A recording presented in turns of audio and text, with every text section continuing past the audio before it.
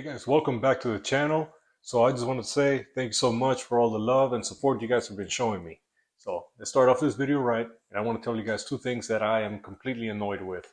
Number one, I cannot keep this car clean for the life of me. And that's because they have construction going on next door at my job. There's also a rock quarry not too far from my job. If they're crushing rocks and the wind is going in a certain direction, my car gets dirty. And then on top of that, this week, the city decided to repave the entire street in front of my job. So I can't keep the car clean. It doesn't look bad right now on video, but trust me, when you get up close, it's nasty. It's like, why bother washing it, you know? The second thing is, though, I think my struts are finally blown. None of them are leaking externally, but I think that the internal seals have failed. There's still a noticeable difference between Comfort, Normal, Sport, and Sport Plus. But as an overall, they definitely are not riding as smooth as they used to before the winter. So I think, being 13 years old and having almost 130,000 miles on them, it finally took them out of their misery, basically. So I'm not blaming this on the H&R Sport Springs that I've had on the car for over 4 years now. It's just normal wear and tear at this point for a car of this age. So what this led to is a good opportunity for me to finally try something that I've been curious about. And that is controversial here. Here we go. eBay Coilovers. That's right, I said it. I know for all the brand snobs and whatnot, they always say KW or BC Racing. You're always going to see that everywhere on the BMW community. And you know what? They are right. Those products are great. I've ridden in both of them in different platforms, and they've been phenomenal, especially BC Racing with the Sprint springs on them. They ride great. They handle awesome. I mean, nothing but good things to say about them, to be honest. But I've always had this curiosity of the coilovers that are sold on eBay. And I've always looked at them and I'm like, man, they all basically look the same. Most of them share the same specs. Most of them share the same amount of adjustability. And so I was like, you know what? Let's research that and let's see if I can use this as an opportunity for A, satisfy my curiosity, and B, bring out some content to you guys. So I decided to try out the Rev9 Coilovers for the F10. All right, so then I began researching all the coilover options that are there, looking at the reviews, etc. And I was surprised to find that a few people were using several of the eBay ones on BMWs, and of course, terrible reviews. But the Rev9s that I ended up going with were a little different. I didn't see anyone with a BMW, especially an F10, that had them, but I saw on several other platforms, Toyotas, Hondas, and domestics as well, that they've used them and they've had great results with them. And some of those reviews were years old of people going back and giving a long-term review on them, and they were all very positive. So I said, you know what? Let's look into those a little more. I'm liking this. And what I found out, first of all, for me, ease of installation. Rev9s come with the mounts ready to go. So I don't have to sit there and swap over the mounts on this car to the coilovers. Don't have to do that. They come with their own mounts. They don't have camber adjustment. That's okay. I'm not slamming the car. I enjoyed the fact that the reviews that I ran into actually had very realistic reviews about these. Throughout the platforms, a lot of people were saying that, hey, if you're going to race, if you're going to go on a circuit or road course or autocross, for example, these are not the coilovers for you. These are more meant for people that are going to be daily driving their car and they just want the adjustability of dampening and height adjustment. And that fits my build perfect because I don't do that kind of racing. And the last advantage that I was very surprised to find is that all the parts for Rev9, you can actually buy them separately. So if a mount fails, or if you crack the casing, or if the threaded sleeve of the body of the strut itself gets rusty, in other brands, you are stuck having to buy an entire set, which is a very expensive proposition. Whereas Rev9, if you just need one part, you can just buy the one part, take it off, replace it, put it back together. So that saves you on downtime, that saves you on the purchase amount. I mean, wow, that's a big convenience, and you also don't have to send it back to the manufacturer for them to assess if it's covered under warranty or not, and then have to wait for them to fix it and send it back to you. Like, none of that. You order the piece, you get it back, you replace it, and you're done. So with that said, let's open the box now and let's see how it looks. Now, just to make it clear, this is not a sponsored video. I purchased these on my own money. So let's take a look.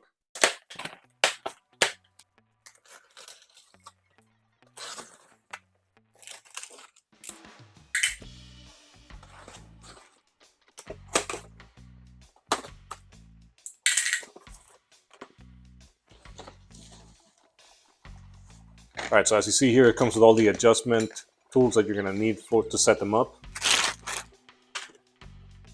Oh yeah, look at that. These are the fronts here. Oh, that looks good. Hey, just something to note for you guys. Looks like Rev9 puts a sticker here. It says, spring preloads are set from factory. Do not adjust these two rings. That's referring to this here. So basically, don't touch the preload. They've already done it, so don't mess with it. This one here is for the rear.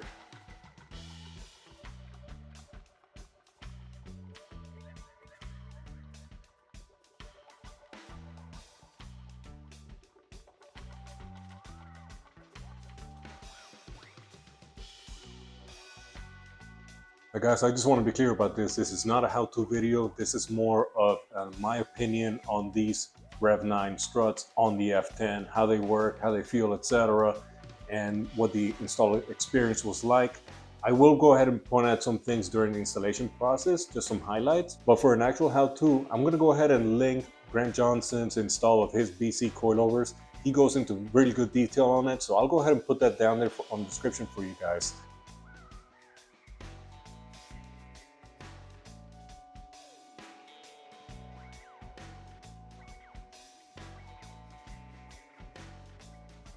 And guys, you just watched me take measurements. What I was doing is measuring the distance between the center of the center cap and the bottom of the fender right there on all four corners, just to get an idea of where the car currently is and therefore where I want it to be when I finish the installation. So what I got here is that these are the fronts, these are the rears. Now, the rears are sitting even, but I noticed that the fronts are a little weird. The front left is slightly lower than the right, and reminder, this is on level ground. So I'm betting this is probably because of the strut mount itself is blown on this corner. No biggie, we're going to be replacing that anyway with this. Something else I want to do is, I actually don't like how low the front is. Being a daily driver, especially now with the front lip that I have on it, it's too low, and I'm scraping that lip pretty often. So what I want to do is I want to raise the front. I want to have it probably about 13¾ of an inch, 13.8 around there. So hopefully that way I won't have any issues with the front lip. All right, so a few more things about these Rev9 coilovers. Number one, they don't come with instructions, but if you go to their website and you pull up your application, the ones that you just bought, they'll actually have a user guide linked on that product at the bottom. So I was able to find one for the F10. It's 12 pages long, so it's very detailed. It gives you all the warnings and what you should be on the lookout for. I was impressed. So this is a rear one.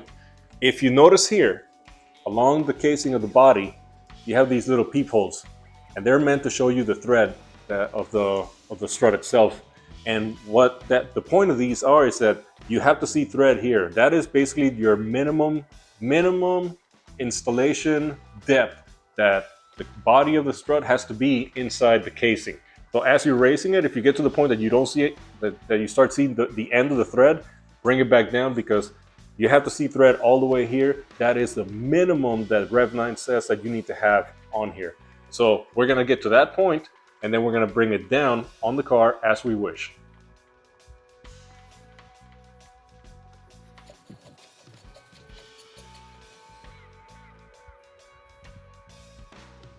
All right, guys, starting here on the driver front, taking this apart, I noticed that a lot of the YouTubers, what they do is that they actually pull off the rear mounting bolts of the upper control arm. And I always wondered why, because that is such a pain in the butt, especially here on the driver's side, because you got to pull off all this expansion tank to get to the bolts. So I looked up the repair instructions from BMW, and it turns out you just have to remove the pinch bolt from the knuckle to the ball joint up there. So you see I did it here. Now I don't have to pull those off. Taking this out, and look at that, I got all the space that I need here. Something to keep in mind is that when you release that pinch bolt at the top, you have something to hold the weight of this whole assembly. Because you see here, once you release it, all the weight is going to fall on the sensor wires and the brake line. So you don't want that. Make sure you have something to hold the weight. For those of you guys who have noticed, I did have electronic dampening control. That is, my shock absorbers were electronically controlled, variable adjusted. And so before you take off the struts, you want to make sure you disconnect the harness for it. The box is sitting right here in front of the strut against the wall in that box. Once you unplug it, there it is. Now you're safe to go ahead and remove the strut from the car. Now this is going to generate a chassis malfunction. We will go ahead and code that out afterwards, and I'll show you how. Okay guys, so removing the pinch bolt is definitely a lot easier than having to fight those bolts in the back there. And it does give you just as much room as doing that, maybe more.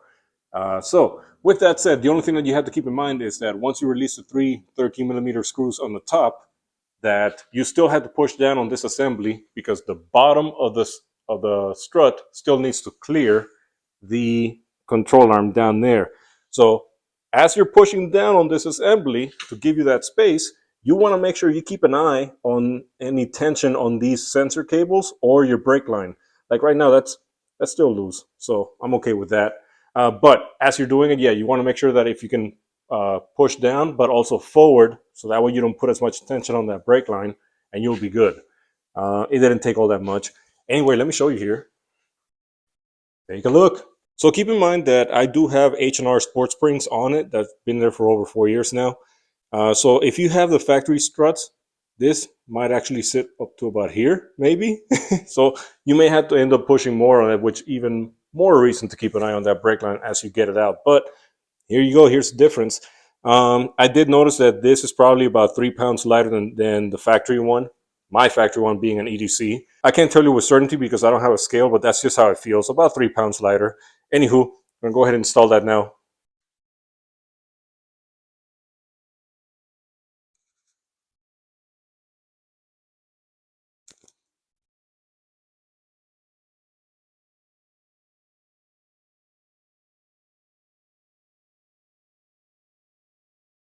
Okay, now that I learned everything by doing the driver's side, now we're on the passenger side, and I matched the passenger side strut to the same height adjustment as the other one once it was finished.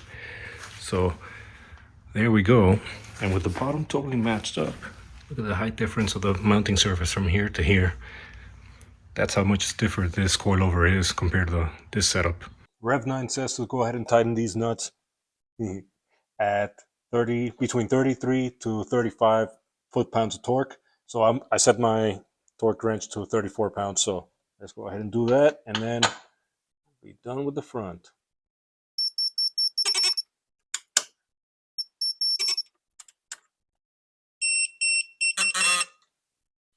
All right, so the front is done. Time to do the rear. All right, so here we are in the back, and I know this track arm does need to come off in order to get the strut out of there, because it's very difficult to actually push down on this in order to clear everything. So it's easier to just knock this out. However, in order to get the lower mounting bolt of the strut assembly, it's a pain in the butt. And it is possible to do it with a breaker bar and a jack. Some videos out there that have that trick. However, let me show you guys what I did. So if you see here, that there is a 21mm bolt. And what I did is I used a deep impact with a 6-inch and a 3-inch extension on the impact. And with that going through, it looks like what, between where the lower control arm bolts and the exhaust go up there. And obviously you have a U-joint in the middle there. You see that? That's the only way that I was able to get to it. I tried it with the breaker bar. No way. It was not enough space. I couldn't get it to line up right, etc. So this just made the most sense. So I highly suggest, if you do not have an impact, get yourself one or borrow one, because this will make your life a whole lot easier. All right, guys, here we go. All done, and the car is sitting pretty nicely. I will be driving it the next couple days, and before I do any other adjustments in either height or dampening. I just want to make sure I get used to it and see what I like, etc. But it's all even, and the whole thing is just slightly higher, which is exactly what I wanted. You know, I got tired of scraping that front lip everywhere, freaking out anytime there was snow on the road. So yeah, this should be a lot better for my daily driving usage. So let's fast forward now to a couple days later. So I drove it for about 4 days straight, and then I went ahead and took it to BMW for an alignment. They went ahead and took care of me. These were the results afterwards. I'm not worried about the front camber, because camber does not eat up tires. Having bad toe will eat up your tires. So you see here, my toe is dead even. We're good. All right, so it's been a few days now that the coilovers have been on the car, The car's been aligned. I'll go ahead and show you some pictures of that. Everything looks good. But I came up to my friend Grant's house, and he's going to help me out real quick because now we need to get in touch with the guys over at RVG Performance, because if you guys notice, I did have electronic dampening struts on my car. So what happens now when you put in coilovers, I get an error code on the chassis that basically it locks out Sport and Sport Plus. So basically I've been running on nothing but normal mode, and it is boring. The guys are gonna remote in and they're gonna go ahead and fix that. All right guys, now we're a week and a half since I installed the coilovers, and RVG did all their coding. They're good to go on their end, but I was still having the chassis malfunction of a reduced comfort warning going on. So I'm like, man, what's going on? I hit them up and like, well, did you disconnect the VDS? I forgot what it is. I'll put it on the chat. VDC VDS module, something like that. But it's basically the module that controls the adaptive suspension. And I said, oh, I forgot. So my mistake on that, it's nothing to do with them. That was all on me. So we're gonna go ahead and disconnect that now. I will do a summary of everything you guys need to do if in case you have adaptive suspension and you wanna put coilovers on. But this is just me sharing with you guys my learning curve on this. Let's go ahead and take that off. That module is actually right behind here, the kick panel on the passenger side. So in order to get to that, we just need to remove this door sill here and the kick panel. Once we have it off, we don't have to remove the module, we just have to disconnect it. That's it.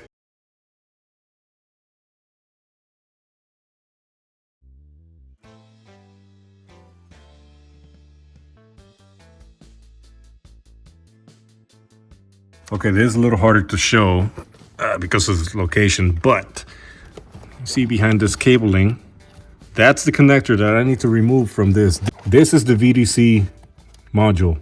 So all we have to do is disconnect this harness from it. You're gonna go ahead and pull on this tab. It needs to go up like 3 inches, and then this whole thing releases, and just unplug it. That's it.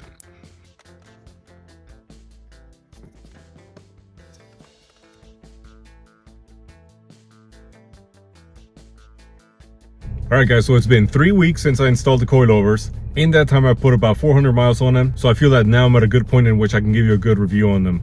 With that said, let's get started with quality and fit. I will give him a 10, no questions asked. Everything fit perfect. I didn't have to modify anything, and installation was a breeze. So perfect. Ride quality, I know this is a big issue. Ride quality is gonna be relative from one person to another, depending on your expectations and what you want to do, and how the quality of the roads in which you live in. With that said, I will give these probably a 6.5, 7 when it comes to ride quality, and that is because they are mighty stiff. They do publish their spring rates. I saw that, I was like, oh wow, that's on the stiff side, but you know what? Let's give it a shot. This was all one big experiment to really see if they would be worth it on the BMW F10. And now it's not to the point that it bothers me, but you know, at the end of the day, a 5 Series is an executive level saloon, sedan, whatever you want to call it.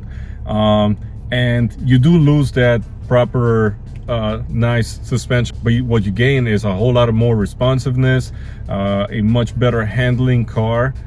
So obviously that's a fine balance, and obviously this just moved it over to the sporty side of things, you know. Definitely more predictable, no more slop at all. It feels really good. So, you know, it's just something that you have to keep in mind. The only reason I'm giving it a 6.5, 7 when it comes to that is because I have ridden in F10s that have a much smoother ride quality that handle just as well. But value is the issue here, because you got to pay more for those. For example, Grant's F10, he has BC Racing coilovers with the Swift Spring upgrade, and that car rides butter smooth and it handles just as well as this one, but they are more expensive. I only paid about, what, with taxes, it was like $577 for these coilovers, and BC Racing starts around $1,200.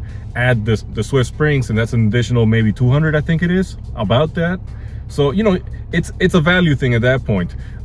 Does the rougher ride make it worth it for you to spend that much money? That completely depends on you. If where you live, for example, is nothing but smooth roads, I wouldn't bother. But if you live in an area that has terrible roads, then maybe spending that extra money makes sense for you. Dampeners, I have them set at 11 clicks in the front, 13 in the back. I found that to be the best setting for this particular car and in the kind of roads that I drive in. So at that point I'm happy, so I went ahead and put the speaker covers back in the back and I put the strut brace back in the front. All right, and now here's the big one. EDC, electronic dampening control. So this car had it, as you guys saw, and it does require coating. I'm gonna go show you a few screenshots of when it was getting done. But when you have electronic dampeners and you put coilovers in, you have two options. You can spend $550 plus for the EDC eliminator kit, or you can have it coated out. Obviously, the kit that you can buy is plug and play. You just remove your strut, you put in your coilovers, and you plug in the emulator at each corner, and you're good to go. But that's an additional expense that you have to think about. The other option is, about half the price, is to have it coated out. And for that, I went over to the guys at RVG Performance and took great care of me, great communication. So just so you guys know, on the F10, and this may vary from one car to another, so you definitely want to talk to them at RVG to make sure you check your procedures. But for me, I had to first disconnect the VDC module, just unplug that, and then RVG will go in with a remote coding. You set up your laptop with the Ethernet cable into the car, and then he'll go ahead and code out the errors that are caused by removing the EDC. One thing in particular about my car, I used to have comfort mode.